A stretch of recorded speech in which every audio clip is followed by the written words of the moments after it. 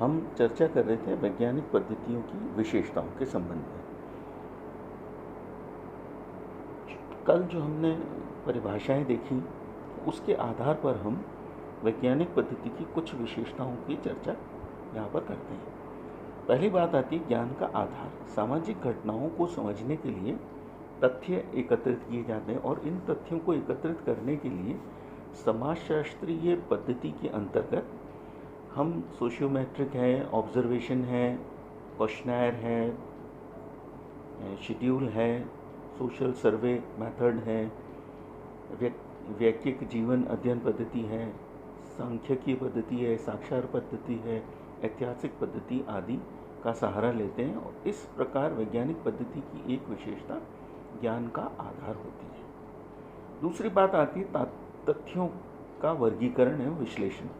किसी भी वैज्ञानिक निष्कर्ष तक पहुंचने के लिए प्राप्त तथ्यों को उनमें पाई जाने वाली समानताओं और विभिन्नताओं के आधार पर उनको वर्गीकृत करना, उनको क्लासिफाइड करना और उनको हम एनालिसिस करते हैं, विश्लेषण करते हैं।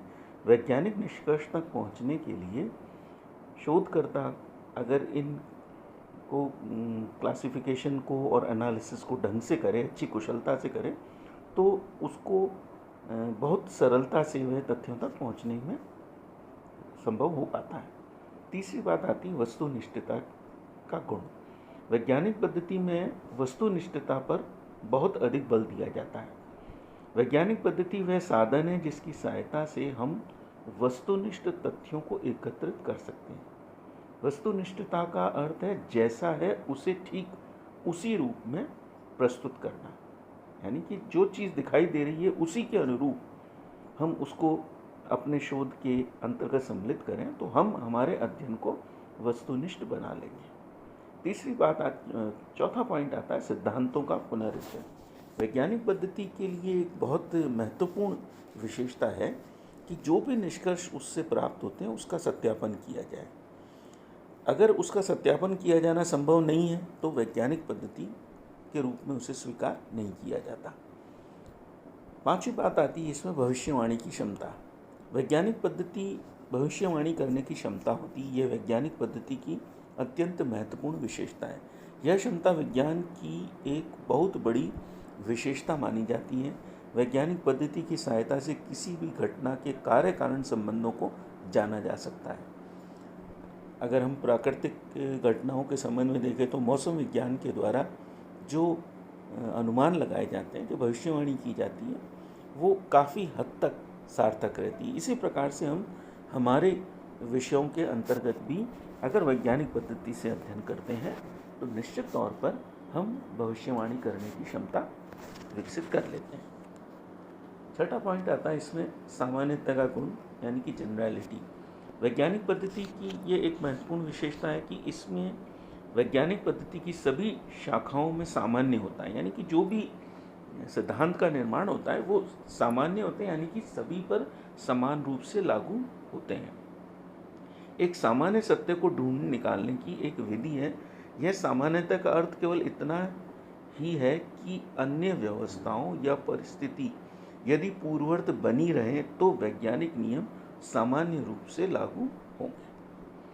सातवां पॉइंट होता है निश्चितता का गुण। वैज्ञानिक पद्धति की सातवीं विशेषता है वैज्ञानिक पद्धति एक वैज्ञानिक के लिए कुछ और दूसरों के लिए कुछ और ऐसी बात नहीं।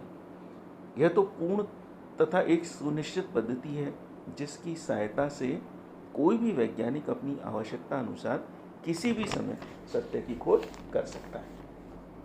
अब बात आती है वैज्ञानिक पद्धति के चरण, steps of scientific method. Lundberg ने वैज्ञानिक पद्धति के 4 चरण बताए। पहला कार्यशील परिकल्पना का निर्माण, दूसरा अवलोकन तथा तथ्यों का अवलोकन, तीसरा संकलित तथ्यों का वर्गीकरण व संगठन, फोर्थ सामान्यीकरण बताए। इसी प्रकार पीवी यंग ने वैज्ञानिक पद्धति के 6 चरण बताए।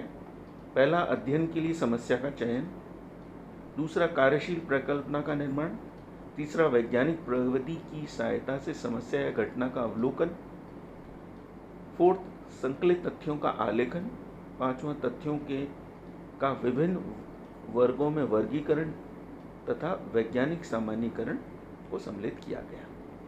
यहाँ पर हम कुछ एक विशेषताओं, कुछ एक चरणों का उल्लेख करेंगे जो हमारी पूरी वैज्ञानिक पद्धति के पूरे चरण को स्पष्ट करने में सहायता देगा।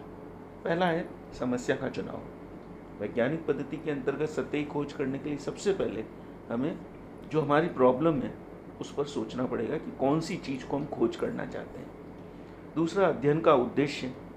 अब जो समस्या का चयन किया गया है उस समस्या से हमको अपने उद्देश्य निकालने, क्योंकि सामाजिक क्षेत्र में जो समस्याएं होती हैं वो बहुत वृहत होती हैं।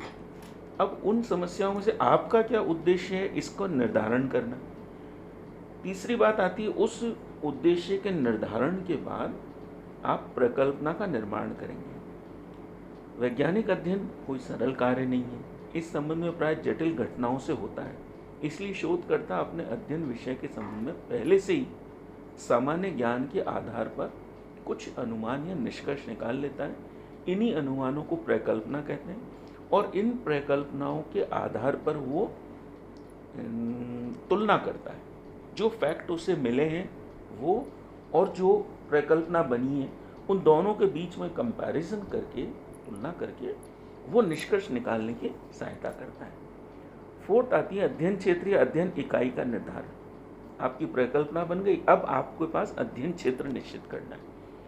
जैसे बेरोजगारी है तो बेरोजगारी के लिए आपको अपने टारगेट बनाने पड़ेंगे कि हम युवा और युवतियों को ही सम्मिलित करें। जो ऑलरेडी वर्क कर रहे हैं उनको हम बेरोजगारी के अंतर्गत रख ही नहीं सकते, है ना। तो इस तरीके से हमको अपने अध्ययन क्षेत्र और उसकी इकाइयों का निर्धारण करना पड़ेगा।